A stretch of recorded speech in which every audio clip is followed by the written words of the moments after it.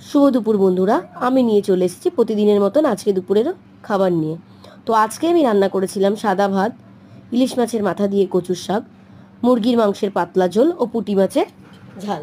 পুঁটি মাছটা আমি রান্না করেছিলাম ধনেপাতা টমেটম দিয়ে। তোমরা কে কে এইভাবে রান্না করো আমাকে জানিও। আমার খাবারগুলো যদি তোমাদের প্রতিদিন ভালো লেগে থাকে, আমার চ্যানেলটিকে একটু সাবস্ক্রাইব করো, লাইক কমেন্ট শেয়ার করো। টাটা।